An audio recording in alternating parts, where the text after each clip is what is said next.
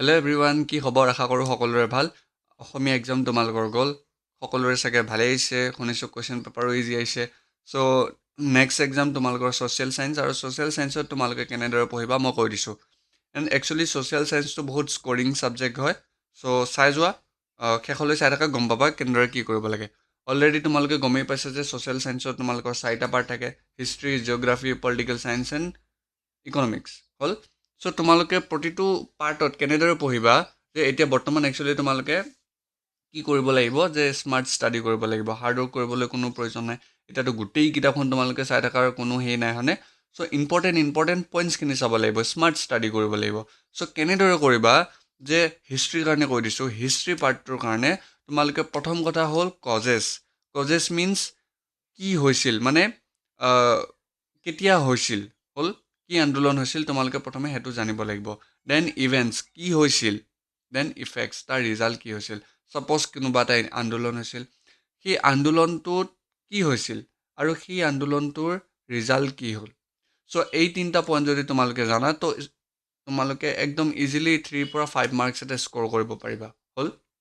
Actually if you forget the exact date, তোমালোকে যদি exact ডেটটো পাহৰি যোৱা, যদি তোমালোকে গোটেই ইভেণ্টটো কি আন্দোলনটোত কি হৈছিল ধুনীয়াকৈ লিখি দিয়া, চ' এক্সামিনাৰো তোমালোকে ডেটটো পাহৰি গ'লেও কোনো প্ৰব্লেম নাপায়। চ' তোমালোকে ধুনীয়াকৈ মাৰ্কছ দিব, তোমালোকে টেনশ্যন ল'বলগীয়া নাই, কিন্তু তোমালোকে ধুনীয়াকৈ লিখিব লাগিব, হ'ল। দেন দ্য হিষ্ট্ৰী চেকলিষ্ট কি কৰিবা, যে ছাপ'জ তোমালোকে ইম্পৰ্টেণ্ট মুভমেণ্টছ আৰু টাৰ্মছ, যেনেকৈ সাম্ৰাজ্যবাদ, জাতীয়তাবাদ, ৰলাটাইন, দেন অসহযোগ আন্দোলন হ'ল। চ' এইবোৰ পইণ্টছ তোমালোকে মনত ৰাখিব লাগিব। ইম্পৰ্টেণ্ট ধৰি লওক প্ৰতিটো চেপ্টাৰ, প্ৰথম চেপ্টাৰতে হিষ্ট্ৰী ফাৰ্ষ্ট চেপ্টাৰ। চ' এই চেপ্টাৰটো ইম্পৰ্টেণ্ট পইণ্টছখিনি তোমালোকে চাব লাগিব। এই ইম্পৰ্টেণ্ট পইণ্টছখিনি তোমালোকৰ যে চামাৰি দিয়া থাকে চেপ্টাৰটো শেষ হ'লে, চ' সেইখিনিও চাব পাৰা। চ' তাৰ পৰা ইম্পৰ্টেণ্ট পইণ্টছখিনি তোমালোকে জানি ল'বা। দেন লিডাৰ্ছ আৰু একশ্যন, ছাপ'জ মহাত্মা গান্ধীক অসহযোগ আন্দোলন আৰম্ভ কৰিলে, চ' সেইটো কেতিয়া কৰিছিল, কিয় কৰিছিল, ৰিজাল্ট কি হ'ল। চ' সেইখিনি বস্তু তোমালোকে জানিব লাগিব। এণ্ড দ্য ডেট, আৰু প্ৰতিটো চেপ্টাৰৰে মনত ৰাখিবা যে 3টাৰ পৰা 4টা তোমালোকে 4টাৰ পৰা 5টা ইম্পৰ্টেণ্ট ডেটছ তোমালোকে মনত ৰাখিবা, হ'ল। আৰু টাইম লাইনখিনি হ'ল। আৰু একচুৱেলি তোমালোকে যদি কোনোবা এটা চেপ্টাৰ তোমালোকৰ ছবি দিয়া আছে যে এইটো আন্দোলন এনেকুৱা হৈছিল, তো তোমালোকে যাতে যদি পঢ়া, তো ছবিটো চাই পেলাই তোমালোকৰ মনত থাকিব লাগিব যে এইটো ছবিত এইটো বস্তু বুজাব বিচাৰিছে। চ' তোমালোকে যেতিয়া ভালদৰে পঢ়িবা তেতিয়া গম পাবা, হ'ল। মানে একচুৱেলি মেইন পইণ্টটো হ'ল কি, কিয় আৰু কেনেকৈ। এইকেইটা পইণ্ট জানিলে তোমালোকে গোটেই হিষ্ট্ৰী পাৰ্টটো লিখিব পাৰিবা, হ'ল। দেন আহিলোঁ জিঅ'গ্ৰাফী মষ্ট স্ক'ৰিং পাৰ্ট।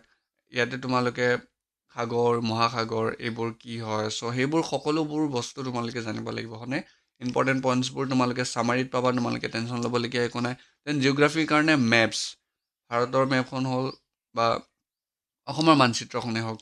অসমৰ মানচিত্ৰখনত হয়তো তোমালোকক অসমৰ মেপখন আঁকি বহাব দিব পাৰে যে জাগিৰোডৰ ছেমিকণ্ডাক্টৰ যোনটো কোম্পানী ক'ত আছে।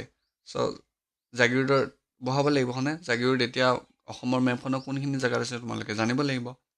বা কাজিৰঙা ৰাষ্ট্ৰীয় উদ্যান কোনখিনিত পৰে তোমালোকে সেইটো জানিব লাগিব। পবিতৰা অভয়াৰণ্য ক'ত আছে তোমালোকে জানিব লাগিব, হ'ল। চ' এইবোৰ পইণ্টছ মানে ইম্পৰ্টেণ্ট। যদি তোমালোকে প্ৰিভিয়াছ ইয়েৰ কুৱেশ্যন পেপাৰখন কৰিছা, গমেই পাইছা। মই অলৰেডি কৈছোঁ তোমালোকৰ 2025ৰে যোনখন কুৱেশ্যন পেপাৰ আছে, মেক্সিমাম কুৱেশ্যন তাৰ পৰাই ৰিপিট হৈ থকা দেখা গৈছে। চ' তোমালোকে 2025ৰ কুৱেশ্যন পেপাৰখন HSLCৰ এবাৰ কৰি যাবা, হ'ল। মষ্ট ইম্পৰ্টেণ্ট, হ'ল। তোমালোকে আছামিছৰ যদি এক্সাম দি আহি পেলাই কুৱেশ্যন পেপাৰখন চাইছা, চ' তাৰ 2025ৰ যোনখন কুৱেশ্যন পেপাৰ তাৰ লগত অলমষ্ট চিমিলাৰ আছিল, মানে। চ' ছ'চিয়েল ছায়েন্সৰ কাৰণেও সেই চাই যাবা। আৰু জিঅ'গ্ৰাফীৰ কাৰণে ইম্পৰ্টেণ্ট তোমালোকৰ ফ্ৰেমৱৰ্কছ, মানে কি কি ফেক্টৰে কাম কৰে, তাৰে এডভান্টেজ কি হয়, ডিছএডভান্টেজ কি হয়। চ' সেই সকলোবোৰ পইণ্টছ তোমালোকে ভালদৰে পঢ়িবা, হ'ল। Economics, the analyst framework. Suppose এখন দেশৰ তোমাৰ প্ৰডাকশ্যন কিমান, গ্ল'বেলাইজেশ্যন কি, GDP কিমান, এণ্ড তোমাৰ ইনকাম কিমান। চ' এই সকলোবোৰ পইণ্টছ একেলগে আমি ইকনমিক্সত পঢ়োঁ, ৰাইট? চ' মানে ডেভেলপমেণ্ট, GDP, পাৰ কেপিটা ইনকাম আৰু গ্ল'বেলাইজেশ্যন।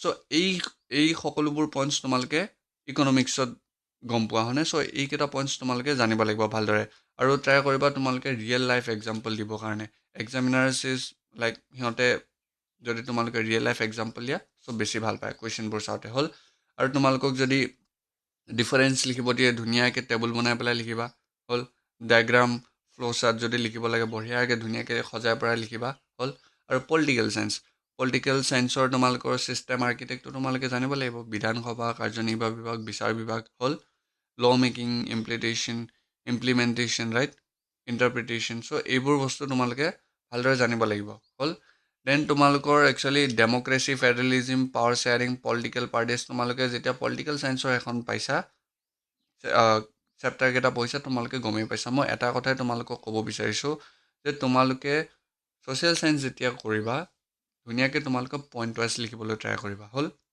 যদি তোমালোকে পইণ্ট ৱাইজ লিখা এক্সামিনাৰে চাই ভাল পায় হ'ল যদি পেৰেগ্ৰাফ লিখা আগতে এনেকুৱা হৈছিল যে তোমালোকে ফ্ৰণ্টৰখিনি ধুনীয়াকৈ লিখিলা মাজত কিবা কিবি লিখি দিলা লাষ্টত আকৌ ভালকৈ লিখিলা এতিয়া সেইটো জমানা নাই হ'ল এতিয়া তোমালোকে সকলো বস্তু এটা পইণ্ট ৱাইজ লিখিব লাগিব হ'ল টেকন'লজি এডভান্স হ'ল টিচাৰ্ছবোৰো এডভান্স হ'ল যেতিয়া এক্সামিনাৰে তোমালোকৰ বহি চাব ধুনীয়াকৈ চাব যে কোনটো পইণ্টত তোমালোকে কি লিখিছা চ' তোমালোকে প্ৰেজেণ্ট কৰিব জানিব লাগিব হ'ল so' very important the best knowledge fails without the best presentation হ'ল মানে কি যে তোমালোকে ডিম্পুদাৰ ভিডিঅ' চোৱা হয়নে ডিম্পুদাৰ ভিডিঅ' চালে কিবা এটা তোমালোকৰ ভাল লাগে এতিয়া যেতিয়া তোমালোকে ডিম্পুদাৰ ভিডিঅ' চোৱা চ' ডিম্পুদাই ইমান ধুনীয়াকৈ তোমালোকৰ ভিডিঅ'টো প্ৰেজেণ্ট কৰে যে এইটো জেগাত এইটো পোৱা যায় সেইটো জেগাত সেইটো পোৱা যায় ইমান ধুনীয়াকৈ কয় তোমালোকে চাই ভাল পোৱা this is the art of presentation হ'ল সেই ঠিক তেনেদৰে তোমালোকে বহীখনতো তোমালোকৰ কুৱেশ্যন এনচাৰকেইটা প্ৰেজেণ্ট কৰিব জানিব লাগিব যদি তোমালোকে প্ৰেজেণ্ট কৰিব